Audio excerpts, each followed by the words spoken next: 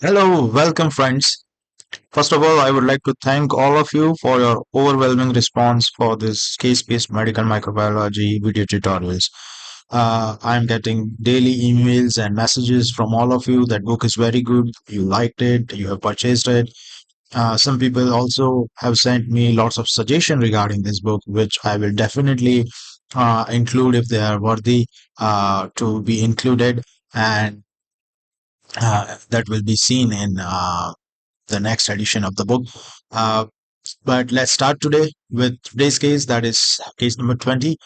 A 2-month old infant presents with fever, convulsions, irritability, and poor eating. A widespread rash and stiff neck are noted on physical examination.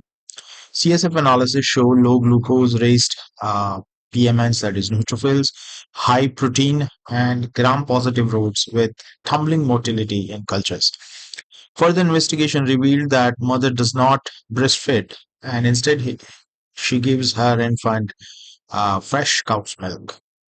So let's pause for a moment and let's think about what is the most likely diagnosis, what could be the most likely causative agent, what could be the pathogenesis, which clinical features this bacteria or any other pathogen that is causing this can manifest in other ways. What are the investigations that we would like to do, and what is the treatment strategy or management options that we have, and what are the preventive options? So, yes, you all have guessed it correct. It is an infant with meningitis.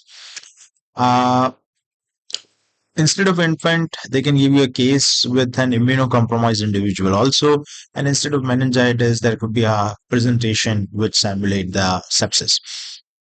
But the causative agent here is a gram-positive road with tumbling motility. And because neutrophils are raised and bacteria is there, it is a bacterial meningitis basically, and it is tumbling motility, gram-positive road is characteristic of Listeria monocytogenes.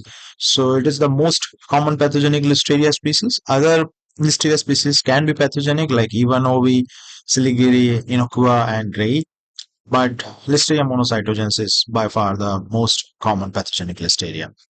And this is the only gram-positive bacteria which has endotoxin. And bacteroids are the only gram-negative bacteria that do not have endotoxin. So with that fact, let's start with its pathogenesis. So Listeria is ubiquitous in soil, water, plants or vegetations, and digestive tract of animals, but it usually contaminates our food. So, which are the food with high risk of Listeria contamination? And this list is very important because sometimes in a case, this will be a crucial clue to reach to the diagnosis. So, improperly or reheated hot dogs, luncheon meats, cold cuts, fermented or dry sausage, or other dairy style meat and poultry product where they are not properly cooked. And it could be a consumption of raw or unpasteurized milk, as in this case, fresh cow's milk. That means it is unpasteurized, or any soft cheeses or dairy products which are made from unpasteurized milk. So there are lots of soft cheeses like feta, uh, brie, blue wine cheese, and there is lots of options in soft cheeses. But if they are usually made from raw pasteurized cow's milk, so always read label before buying them whether they are pasteurized or unpasteurized milk products. Any refrigerated or smoked seafood, store made salads like ham salad, chicken salad, or seafood salad, um, refrigerated patty and mixed bread, spreads, unwashed raw fruits and vegetables. Skin should be washed very thoroughly in running tap water, even if it will be peeled or cut. Still, you have to wash the fruits and vegetables. The raw or lightly cooked sprouts. And recent study even show that frozen food and ready-to-eat meals, including salads, as well as pasteurized dairy products also are emerging culprit for Listeria contamination. And if you see that there's lots of this product, they are usually refrigerated. And why it is so? Because Listeria monocytogen is a bacteria which grow as a lower temperature, much better. So its temperature range from 0 to 45 degrees centigrade, and that's why it can grow in refrigerated foods, and that's why it is commonly found in store foods.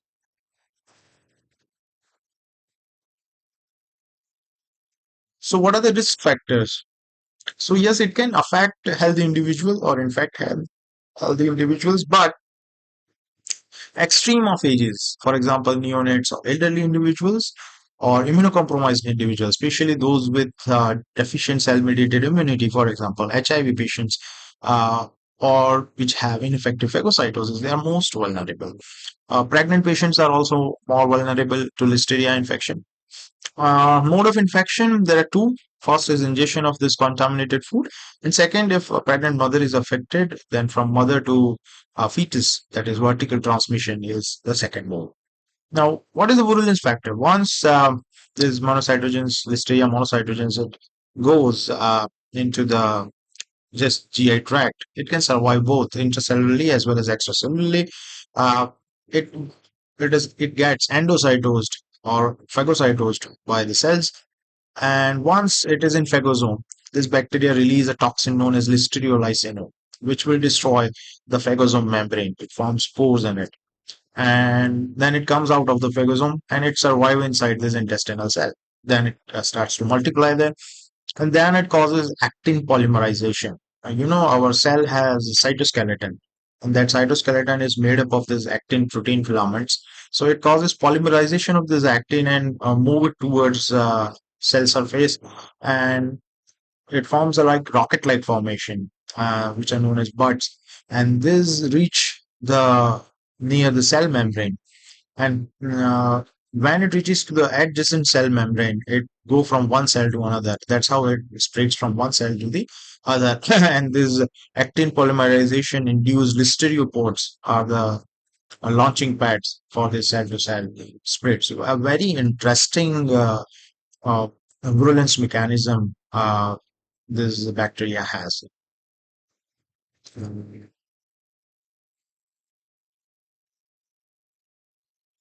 So what are the clinical features? So if it affects immunocompetent adults who are not pregnant, then a very self-limited febrile gastroenteritis. That means you will suffer from GI symptoms like diarrhea, nausea, vomiting, along with fever, but it will subside on its own after a few days. It is a self-limited condition. What if it affects immunocompromised adults? Then what happens that this bacteria, they survive this poorly pasteurized dairy products or refrigerated food, and obviously these patients, when they ingest it, they cause gastroenteritis. Obviously, they suffer also from gastroenteritis, but in immunocompromised adults, because immunity is low, this bacteria can be able to penetrate the GI mucosa and then invades the phagocytes. They multiply inside the phagocytes and they spread through circulation, that means causing bacteremia. And because they have a strong tropism for the neural tissues, they go to the brain and cause meningitis and sometimes even brain abscesses. And because it causes sepsis or bacteremia, it can also cause endocarditis, and it can also affect bone and joint tissue, though that is less common. And it can manifest as also as osteomyelitis, septic arthritis, or periprosthetic joint infection. And if it affects pregnant patients, because they are also more vulnerable to this infection due to low immunity, and in them it is diagnosed usually very late, usually in third trimester, and them also it causes gastroenteritis and bacteremia, but meningitis is somehow less common or rare in pregnant patients. And the infant manifestation depends whether this infection is acquired from where. If it is acquired from maternal flora of that means normal flora of vagina of mother, and if mother is infected, then it will transmit it across placenta, and that will result into fetal death. If it is an in utero transmission.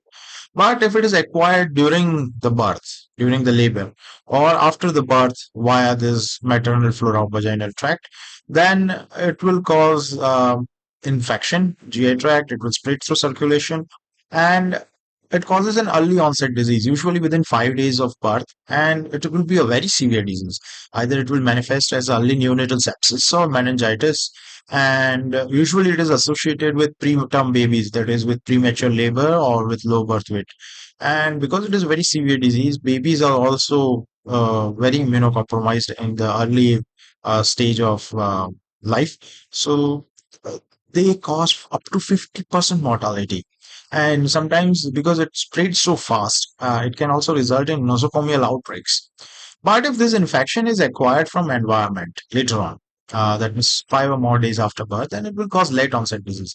Your sepsis will not be that much common, but you will see meningitis. And usually the newborns, they are full-term neonates. And here the perinatal complications are less. So mortality is also less, approximately less than 10%. So this is about neonatal listeriosis. And this listeriosis is a very common problem nowadays due to refrigerated and stored food. So which investigation we should do? Okay. So first of all, I would like to address first the listeriosis in pregnant women, because some people uh, wanted to know whether what we should do if a pregnant woman is exposed to listeriosis.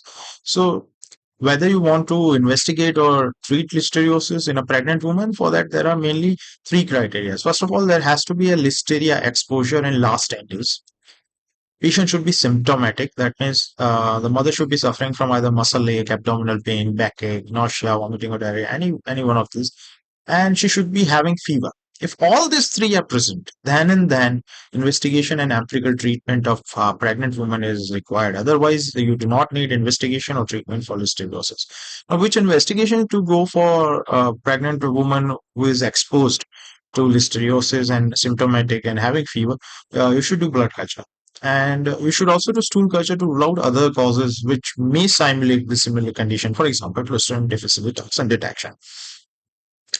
And without wasting time, we should also start empirical treatment with IV ampicillin 2 gram every 4 hours. So this is the standard guidelines which are recommended. Otherwise, investigations are required for listeriosis in all other non-pregnant patients in all scenarios.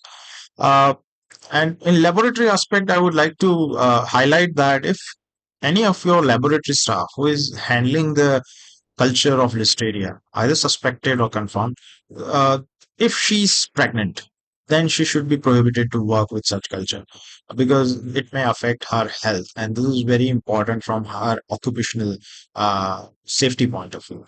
So, if it is meningitis, you will go for CSF. If it is sepsis, you will go for blood microscopy culture and AST testing. And obviously, in microscopy, it is a gram positive and sometimes even gram variable appearance is seen. So it is a rod, it is bacilli, and it will show you tumbling motility, but only at room temperature, that is 25 to 30 degrees centigrade, but not at 37 degrees centigrade. Uh, Two culture medium can be used. One is blood agar, and another is Listeria selective agar. And 5 to 10% carbon dioxide at 37 degrees centigrade will grow this bacteria in 16 to 48 hours. And two or three things I would like to highlight, though I'm not very fond of getting into the hardcore microbiology when we are discussing clinical microbiology. But there are some points which I would like to talk also about laboratory perspective. If it is beta hemolytic, because many of our audience is also medical microbiologists uh, and microbiology technicians also who are listening to this video, and also I have to talk about certain aspects which is relevant clinically for identification as well as treating purpose. So if it is beta hemolytic, that will differentiate it from lots of other similar gram-positive bacilli which look like Listeria. So for beta hemolytic is a very important characteristic. But other bacteria which also causes neonatal disease or meningitis or sepsis, that is streptococci. And streptococci is also beta hemolytic on blood agar. So how to differentiate streptococci from Listeria monocytogenes? You should just do catalase test. If catalase is positive, it is Listeria. If catalase is negative, it is streptococci. So beta hemolytic, catalase positive, that is Listeria monocytogenes. Uh, there are two other GPBs that I would like to mention here. That is Erysipelathrix and Lactobacillus. Erysipelathrix and Lactobacillus are non-motile.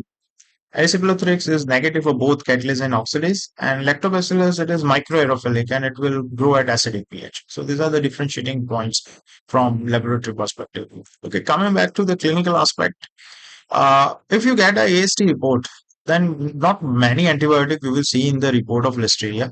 You will see benzyl penicillin, but you should not use it for meningitis. You will see ampicillin, meropenem, erythromycin, and trimethoprim sulfamethoxazole. So these 4 or 5 antibiotics will be there in your report. And what should be the treatment? If it is Listeria gastroenteritis with fever, in immunocompetent cases, you do not need to do anything. It is self-limited condition. But if a person is immunocompromised, person is an elder, person is a pregnant woman and suffering from gastroenteritis fever, then obviously there is possibility that it can end up in sepsis or meningitis. That's why we should treat that case. And the treatment of choice is obviously penicillin, that is amoxicillin. If already person is presenting to you with Listeria, sepsis, and meningitis, then give ampicillin plus gentamicin. Uh, do not give cephalosporin. Usually in meningitis, our first line empirical treatment most of the time is third generation cephalosporin. But here cephalosporin will not work because Listeria are intrinsically resistant to cephalosporin. So clinically it is useless. It is ineffective. So even though if you have started empirically with ceftriaxone or any other third generation cephalosporin, but if your CSF culture report turns out to be that it is Listeria, then directly switch over to ampicillin. You will not get any response from cephalosporin. What should be the duration of treatment? If it is sepsis, you should give it for 2 weeks. If it is meningitis, you should give it for 3 weeks. Brain abscess for 6 weeks. In penicillin allergic patient, where you cannot give ampicillin, the alternative is cotrimoxazole. So two antibiotics which are very important in this regard, even in AST report, is ampicillin and trimethoprim-sulfamethoxazole. And as I already told you, bacteria is intrinsically resistant to cephalosporin and chloramphenicol, as well as vancomycin, linezolid, macrolide, and tetracycline, which you usually give in other gram-positive infections, but not here, not in Listeria. So in Listeria, just remember the good old penicillin in form of ampicillin or amoxicillin is sufficient, along with gentamicin. If that is not working, give cotrimoxazole. How we can prevent these cases? You should consume only pasteurized dairy products, avoid refrigerated food, and clean delivery practices. So that's it for today, guys. I hope you like this video. You have learned something from this video, one or two new points which you have gained from this. If you liked it, do share it with your friends and colleagues. If you have not so far subscribed to the channel, I would highly recommend to do so. So whenever I post a new video, you will get immediate notification, as well as you will get regular updates about me and other books and other products that I am releasing. Thanks for watching. Bye bye. Happy learning.